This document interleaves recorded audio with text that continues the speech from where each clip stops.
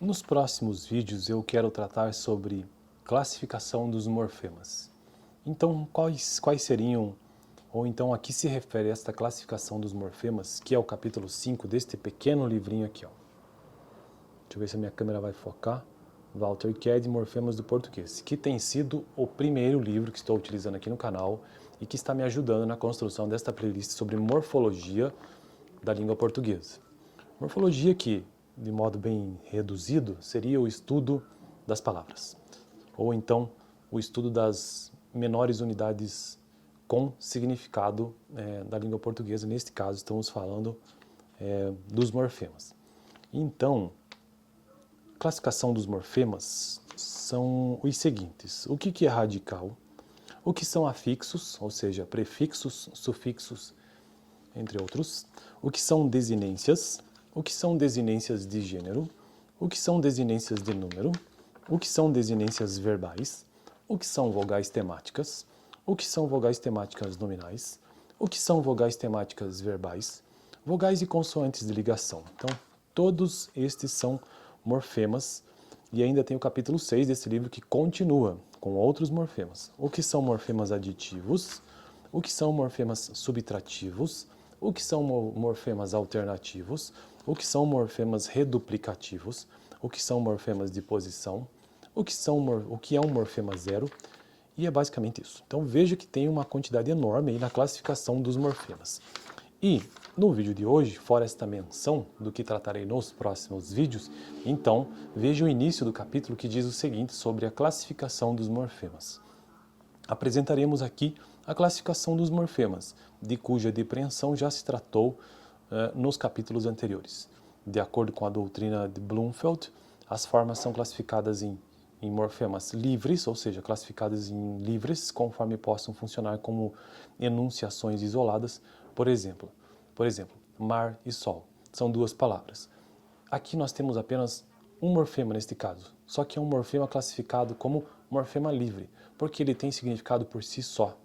Ele é livre, então ele tem significado. Mar é mar, sol é sol. Você não precisa ter outros morfemas a esta palavra para que ela tenha o seu significado. Não, isso aqui é um morfema que tem a sua classificação, sim. Provavelmente mar e sol são radicais, mas são, na verdade, né? Mas o que nós precisamos entender aqui que é uma enunciação que ela é classificada como livre, não depende de outros morfemas para existir. E existem também os morfemas classificados como formas presas, ou seja, quando só aparecem atreladas, como o S do plural em mesas. Então veja que esse S do plural, que também é um morfema, ele só tem significado quando ele aparece atrelado. Então, portanto, ele é uma forma presa. A fim de evitar a estreiteza de um critério meramente formal, levaremos também em conta a função dos elementos apresentados, isto é, o papel que representam dentro do vocábulo em que figuram. Feitos estes esclarecimentos, arrolamos abaixo os diferentes tipos de morfemas do português, também comuns em outras línguas. Então, como já mencionei no início do vídeo, radical, afixos, desinências, desinência de gênero, de número, de grau, desinência verbal, vogal temático e assim por diante. E para finalizar este vídeo, apenas para revisar isto e reforçar, na verdade, deixe eu consultar no livro a definição correta, segundo este livro, né, do que seja o morfema. Só que eu tenho que encontrar aqui, né?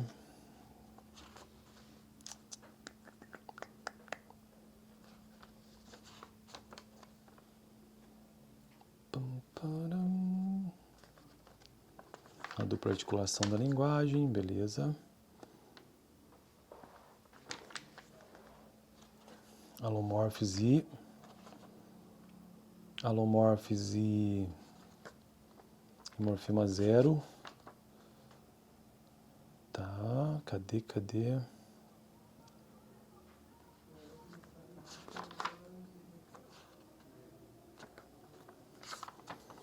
Acho que tá bem no iniciozinho da palavra aqui, cadê?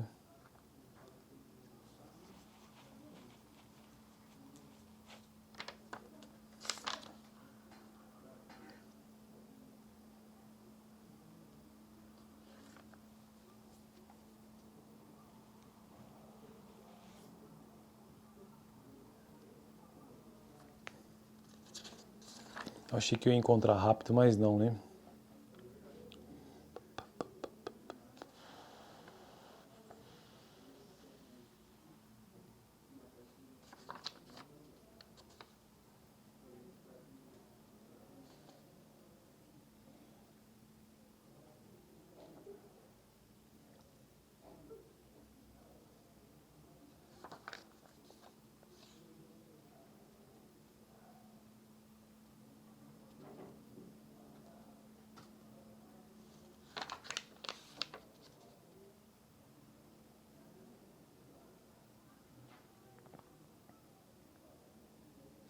Aqui, ó, encontrei. Demorei, mas encontrei. Então, eu tenho que, inclusive, decorar isso aqui. Está lá sobre... Eu sei a definição de morfema por mim mesmo, só que eu quero consultar no livro. Então, a dupla articulação da linguagem, lá na página 15, que diz o seguinte.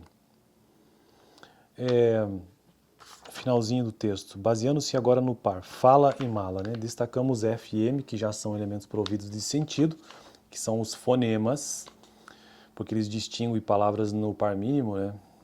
Por exemplo, fala e mala tem a mesma estrutura, a única coisa que diferencia essas palavras é este fonema do início da palavra. Então, de fala e mala, né? De mala, mala.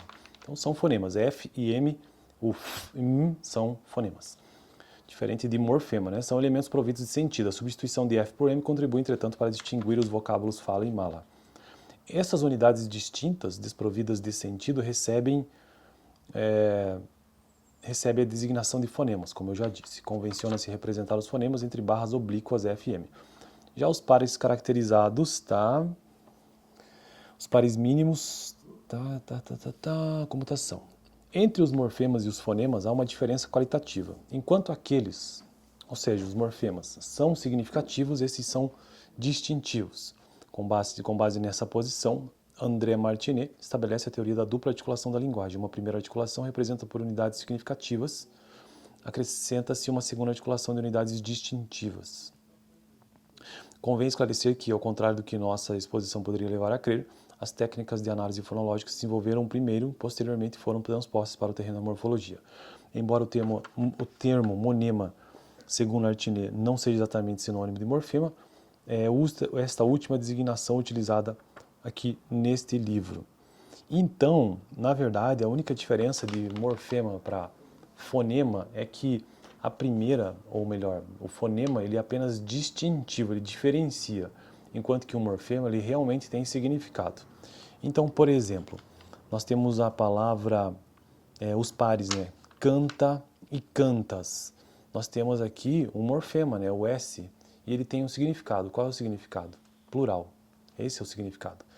Já, por exemplo, a palavra fala e mala, elas têm a sua significação, sim, e tem os seus morfemas, mas aqui o fonema em si, o F e o M, ele por si só não tem significado, ele é apenas um som. E não tem o significado em si. Já o morfema não, o morfema ele precisa ter um significado, então essa é a diferença básica. Demorei para encontrar uma coisa que na verdade até perdi meu tempo, né, e o teu também está assistindo, porque é uma coisa que eu sei de cabeça, né, mas eu queria encontrar a definição exata, acabei que nem encontrei, tive que explicar com minhas próprias palavras. Bom, tudo bem.